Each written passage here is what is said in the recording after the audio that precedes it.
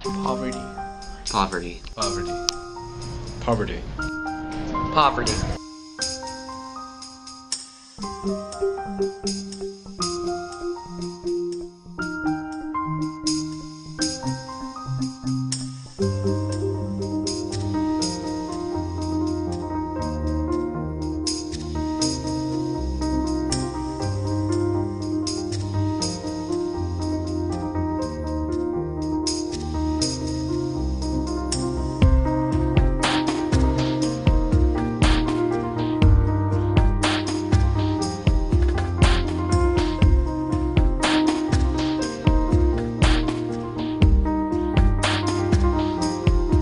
We have 114 beds. Typically that's about 30 to 40 mothers, and then that's usually about 50 to 60 children. You know, right now, unfortunately, we're just turning away so many individuals. Our waiting list is at a high of 400 people, and we're having to get turned away 400 people a day. So the need is just really great, and you know, I know a while ago the waiting list wasn't as long, but such tough times, we're really having to turn away. And you know, some families will be here longer just because if they have nowhere else to go, we're not going to put them back on the streets just because that doesn't solve anything. So we're really just trying to make sure that, you know, when they do come to our program, they are a good fit. We do have a formal intake process that our intake coordinator will bring them in for an interview, kind of see where they're at. You know, we do have alcohol and drug counselors on site that really help them overcome that addiction that they might be going through with domestic violence, because of course there's a lot of different reasons that bring them here. Other families, it's just purely economic hardships that brought them here. So it's just really being able to just kind of let them know what the expectations are, and just making sure that they can really, you know, be successful in this program, because many lives have been changed and turned around.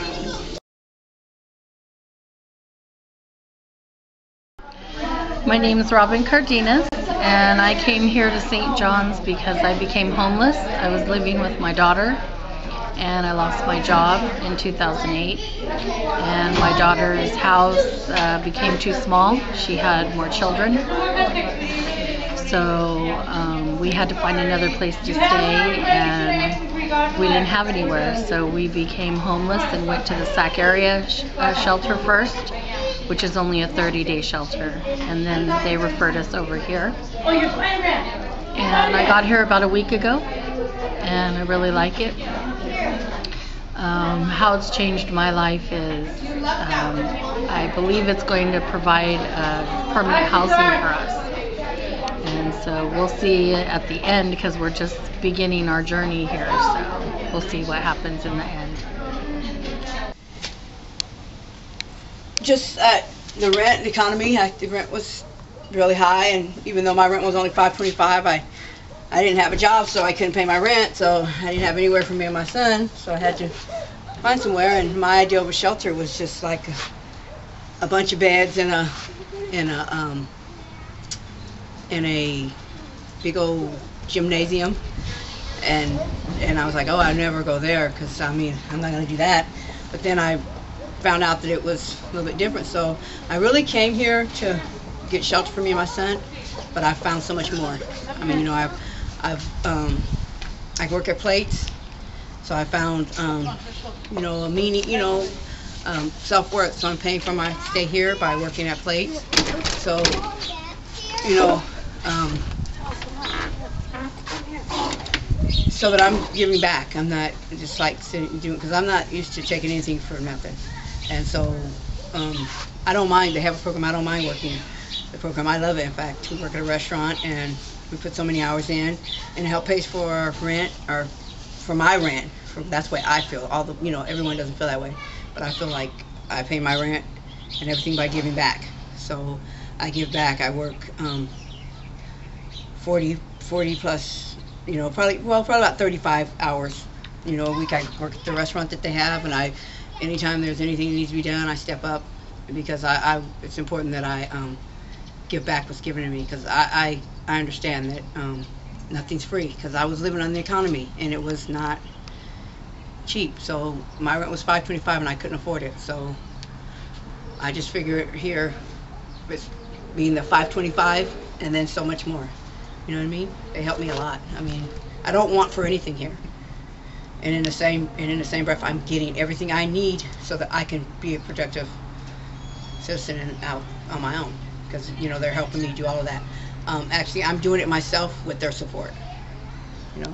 I came to St. John's about 3 months ago due to domestic violence and some poor decision making that I made in the past or whatever have finally caught up to me, and so I entered here, and now I've been here for 3 months.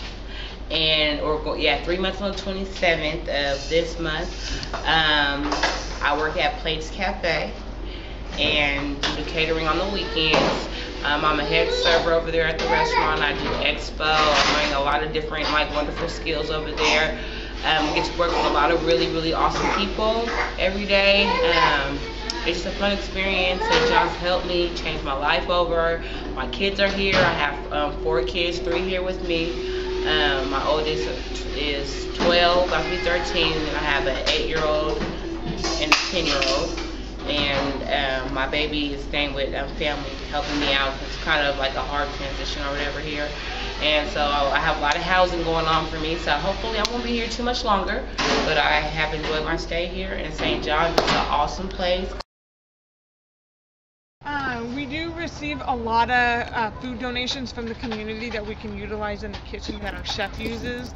Volunteers definitely can help with organizing, sorting the food area, as well as our donation, which is consists of clothing, household items.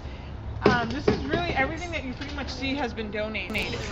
So we're able to have the clients that live here, you know, they can kind of rotate their belongings that they have into small rooms to be able to come out here and kind of recycle it. Also, when they do move out, they're able to have access to get the food boxes as well as clothing or household items. Volunteers really can just kind of help greet the donors, sort and organize. The good thing about this area is we're really flexible with the timing. It's pretty much available any Tuesday through Saturday from 10 to 5. So we're very flexible with that. And then, you know, we also have a U-Haul truck that we're able to go into the community and pick up donations. Sometimes it's kind of limited on how often we can do it just because of staffing and volunteers. But sometimes we do need, you know, volunteers that really have strong abilities to be able to just lift things and, you know, are willing to go out into the community and help with that. So we have that, and then any donations that it's just an abundance of it, or it's just not in the best condition. We work with Desiree Industries with that pod, so we can just bag everything up, and then every few weeks they'll just bring us a new one. Volunteers can also help on our behalf of hosting collection drives. A lot of times they'll do third-party events for us that they'll just basically through their work or school or church, they can just kind of basically use our wish list and say that, you know, we want to collect these items and then donate it to the shelter, and then this is pretty much where it goes. Just recently 103.5 had done this huge diaper baby wipe drive.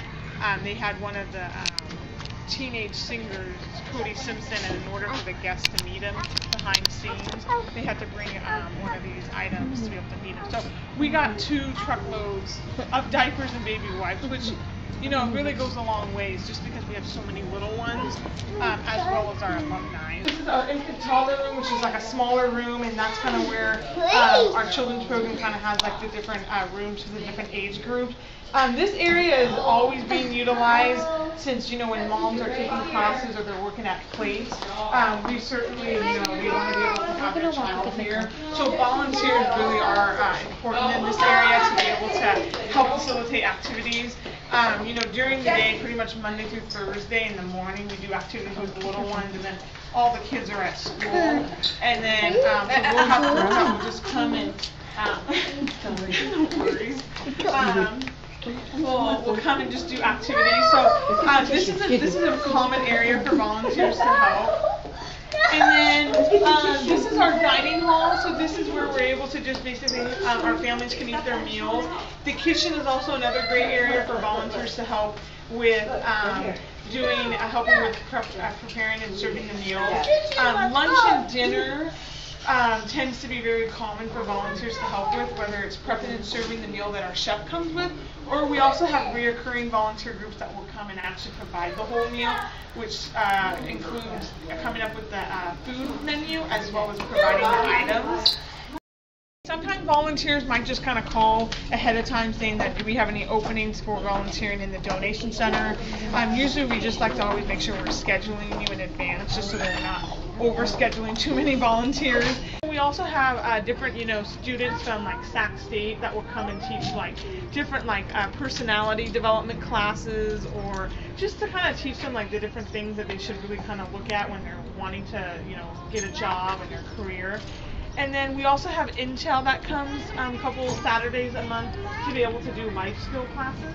And then we're able to give them certificates, which is a really great self-confidence and of course looks really great on their resume. So volunteers can really help with facilitating GED for the moms like during the day. And then we also do after-school tutoring for our children's program in the afternoon. We get a lot of high school students that will come from anywhere from like 3:30 to 5:30. To be able to be facilitating those type of tutoring, or just maybe working with like a group of students working on their homework. Other ways that you can just support our program is just through volunteering, hosting, collection drives. Also, thank you. Our Plates Cafe and Catering is a public restaurant that you can basically come and have lunch Monday through Friday. That's also a great way that you can support our program by actually having lunch there or using our catering services. And then you actually get to see the moms working in the setting and really kind of get to be a part of that.